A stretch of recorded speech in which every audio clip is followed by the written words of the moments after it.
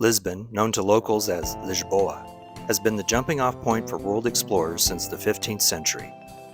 Today, the dynamic capital of Portugal, with its cobblestone streets, steep hills, and sweeping views of the Rio Tejo, or Tagus River, is a must-see for modern explorers.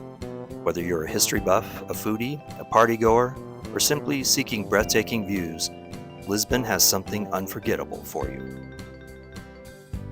Take a moment to subscribe to Todd's Travel Escapes by tapping the subscribe button below. Now, let's dive into the top 10 things to do in Lisbon. Number 10 in our countdown is strolling the Praça do Comércio, or Commerce Square, in the heart of Lisbon. As you step into this immense and picturesque plaza, you'll find yourself surrounded by an air of grandeur and history. This vast square, which opens up to the waterfront, offers a captivating introduction to Lisbon. It's a gathering place where locals and visitors come together to enjoy the open space, the scenic riverfront, and the warm Portuguese sun. Strolling through the Praça do Comércio feels like a journey through time. The grand arcades and buildings that encircle the square are steeped in history. At the center of the plaza stands a majestic equestrian statue of King José I, a testament to Portugal's royal past. The square was once the site of Portugal's royal palace, which was tragically destroyed in the massive 1755 earthquake. The monumental arch, known as the Arco da Rua Augusto, is a triumphal arch that marks the entrance to the Baixada, or downtown district. Climbing to the top of this arch offers sweeping views of the plaza, the Rio Tejo, and the magnificent Ponte 25 de Abril, which resembles the Golden Gate Bridge of San Francisco. The Arco da Rua Augusto serves as a symbolic gateway between historical Lisbon and the bustling modern city. If you're ready to start planning your trip to Lisbon, I recommend visiting Expedia.com, where you'll find the best flights, hotels, and rental cars at incredibly low rates. Just click on the Expedia link in the description below. Number 9 on our list of things to do in Lisbon is taking a ferry ride across the Rio Tejo to the towering Santuário de Cristo Rei, or Sanctuary of Christ the King. This is a truly unique experience that combines Lisbon's maritime character with profound cultural and religious significance. Begin your journey by stepping aboard the ferry at the Cais do Sodré ferry terminal. There you'll immediately sense the seafaring soul of Lisbon. This part of the river is actually an estuary, which sees water from the nearby Atlantic Ocean move in twice a day with the tides. On many days, the breeze picks up the scent of the Atlantic and carries it inland. Arriving at the other side of the river, you'll reach the south side municipality of Almada. And just a short cab ride away from there, you'll encounter the Santuário de Cristo Rei, a towering chapel topped by a colossal statue of Christ that was inspired by the Christ the Redeemer statue in Rio de Janeiro. This monument is not only a remarkable work of art, but also holds deep cultural and religious significance for the Portuguese people. It was completed in 1959 as an expression of gratitude for the country being spared the ravages of World War II, and as a symbol of Portugal's Catholic devotion. Visiting the interior, you'll find a chapel where you can reflect on the spirituality and history that surrounds this monument. The panoramic views from the base of Cristo Rei are awe-inspiring, offering a breathtaking panorama of Lisbon and the Rio Tejo, a visual reminder of the deep connection between the city, the sea, and the spiritual roots of Portugal. You'll see Lisbon's iconic landmarks from a different perspective, including the striking Ponte 25 de Abril, or 25th of April Bridge, which commemorates the 1974 Carnation Revolution that ushered in democracy for Portugal. Number 8 on our list is riding the iconic Elevador de Santa Justa to the top. This ornate iron elevator connects the lower Baixada district to the elevated Bairro Alto and spares locals and visitors alike from a climb up one of Lisbon's steepest hills. As you step into the elevator's elegant wooden cabin, you'll be transported back to the late 19th century when it was designed by Raul Mesnier de Ponsard, an apprentice of Gustav Eiffel. As the elevator ascends, you'll notice the intricate ironwork and ornate details that are a testament to Belle Époque architecture. The 45-meter structure may even remind you of Paris's Eiffel Tower. Upon reaching the top, be sure to take in the breathtaking views of the Baija. You'll be greeted by the red-tiled roofs of the sprawling cityscape below and the glittering waters of the Rio Tejo in the distance. It's the perfect moment to soak in the beauty of Lisbon from a unique vantage point. Now we've come to number 7 on our list, soaking in the vibrant nightlife of Bairro Alto, a trendy district known for its lively bars, wine shops, and electric atmosphere. This neighborhood comes alive at night, and the narrow streets are packed with revelers seeking a good time.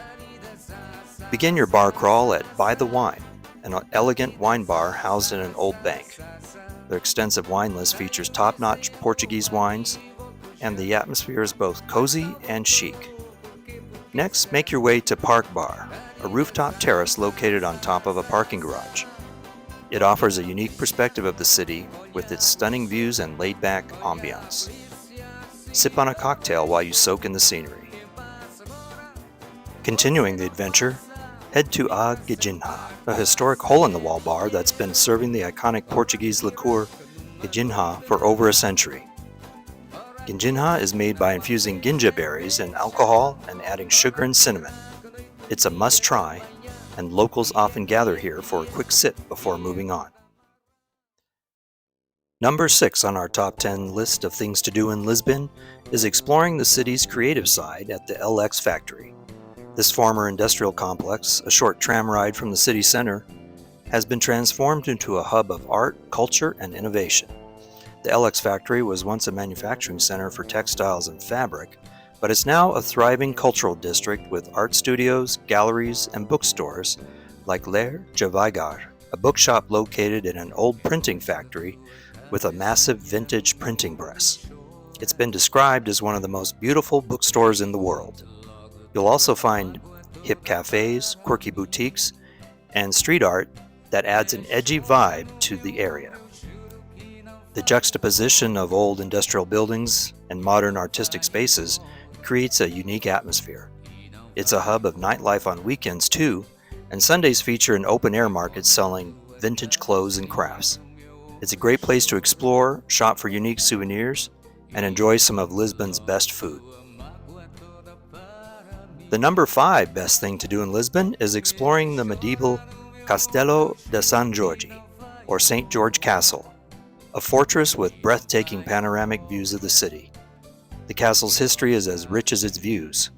Originally built by the Moors in the 11th century, it was conquered by the Christians during the Portuguese Reconquista in 1147. The fortress witnessed centuries of changes, first being converted into a royal palace, and later a military barracks and soldiers' hospital. Finally, after centuries of neglect, the ruins were partially reconstructed in the 1940s, making it a living testimony to Lisbon's historical tapestry. As you explore the castle's walls and towers, you'll discover its rich history, and from the ramparts, you'll be treated to a spectacular view of Lisbon's red-tiled rooftops, the Rio Tejo, and the Ponte 25 de Abril suspension bridge. And come in the hours before dark to witness one of Lisbon's famous sunsets. It's a fantastic opportunity to immerse yourself in the medieval past of Lisbon while enjoying its spectacular vistas. Next, plan to visit the stunning Mosteiro dos Jerónimos, or Jerónimos Monastery, which is number 4 on our list.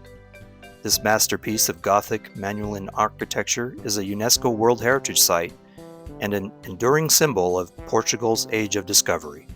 It was commissioned by King Manuel I in the early 16th century to commemorate Vasco da Gama's discovery of a sea route to India in 1498. It's so large and filled with ornate stonework that it took 100 years to complete. The interior is equally awe-inspiring, featuring grand cloisters with elaborate stone carvings that showcase maritime motifs, exotic animals, and botanical designs. The monastery is also the final resting place of Vasco da Gama, one of Europe's greatest early explorers, and several early Portuguese kings. The Hieronymus Monastery is a serene oasis of tranquility that will transport you back in time to Portugal's golden age. Number 3 of the best things to do in Lisbon is indulging in pasteis de nata at Pasteis de Belém. Lisbon is not just about history and views, it's also a food lover's paradise. One treat you absolutely must savor is the famous pastel de nata, and there's no better place to try it than Pasteis de Belém. These cream puffs, made of custard and crisp, flaky pastry, are a true Portuguese delicacy. The recipe has been a closely guarded secret for centuries, dating back to the 18th century when the monks of the Hieronymus Monastery in Belém created this culinary masterpiece. They began selling these delicious pastries to sustain themselves after the Liberal Revolution of 1820. Today, the secret recipe remains in the hands of a select few, but you can taste the tradition with every bite. The atmosphere at Pasteis de Belém is always buzzing, and the aroma of freshly baked pastries fills the air. It's an experience that will tantalize your taste buds and leave you craving for more. Coming in at number 2 on our list of things to do in Lisbon is marveling at the city's maritime monuments in the riverside neighborhood of Belém. Hugging the waterline of the Rio Tejo is the Padrón dos Descubrimentos, or Monument to the Discoveries, which celebrates Portugal's Age of Discovery. This iconic monument was built in 1960 to commemorate the 500th anniversary of the death of Henry the Navigator, Portugal's first major explorer. This grand structure is a tribute to the daring Portuguese explorers who discovered the islands of the Azores and Madeira, mapped the coast of Africa, and charted new routes to India and East Asia. Its design resembles a ship's prow, adorned with larger-than-life statues of famous explorers, navigators, and other key figures who played pivotal roles in Portugal's maritime history. If you climb to the top of the monument, you'll get panoramic views of the surrounding area, including the nearby Belém Tower, the Hieronymus Monastery, and the Rio Tejo. Close to the Discoveries Monument is the stunning Belém Tower, another UNESCO World Heritage Site. This ornate fortress was once a symbol of Portugal's maritime power during the Age of Discovery. Built in the early 16th century, it played a crucial role in Portugal's global trade routes and voyages of exploration. The tower is a masterpiece of Manueline architecture, characterized by intricate stone carvings, maritime motifs, and the famous rhinoceros sculpture. The tower witnessed the departures and returns of legendary explorers like Vasco da Gama and Ferdinand Magellan. Climb to the top for another fantastic view of the river and surrounding area. It's a perfect vantage point to imagine the Portuguese caravels of the 16th and 17th centuries sailing to the Atlantic on their way to voyages of discovery. Before we get to the number 1 thing to do in Lisbon, be sure to check out Expedia.com, where you can start planning your trip to Lisbon today. They have the widest selection of flights, hotels, and rental cars at incredibly low rates. Just tap on the Expedia link in the description below. And now, the number 1 thing to do in Lisbon is taking the iconic Tram 28 to explore the historic neighborhood of Alfama. The clattering trolleys of the historic Tram 28 line have become a famous symbol of Lisbon. Boarding this vintage tram is an experience in itself.